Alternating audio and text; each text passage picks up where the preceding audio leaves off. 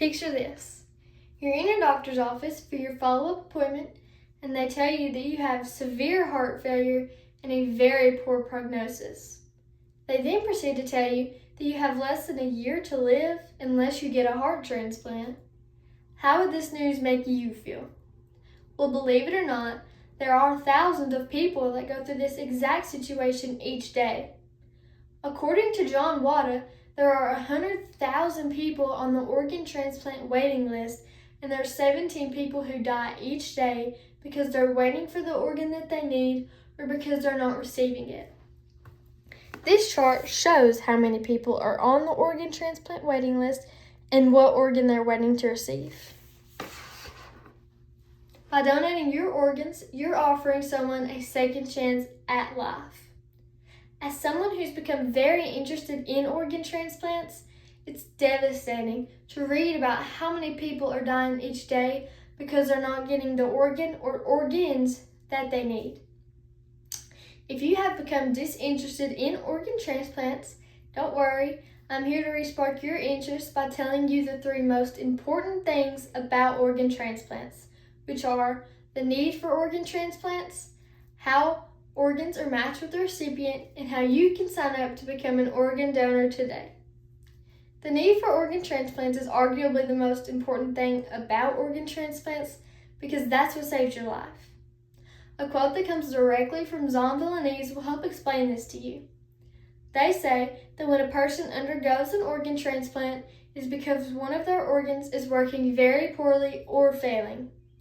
Undergoing an organ transplant can lengthen a person's life and allow those with a chronic illness to live a normal lifespan. A person with a chronic illness, such as cystic fibrosis or even an infection such as diabetes, are more prone to need an organ transplant than anyone else.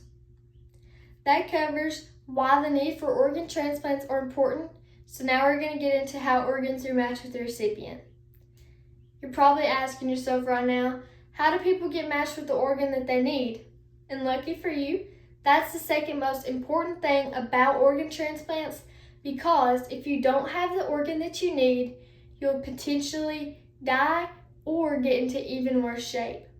If you don't already know, an organ donor is the person who donates that organ, and the organ recipient is the person who receives it.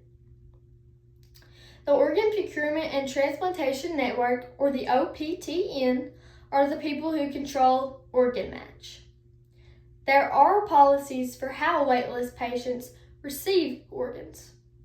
And according to organdonor.gov, blood type and body size factor into a match.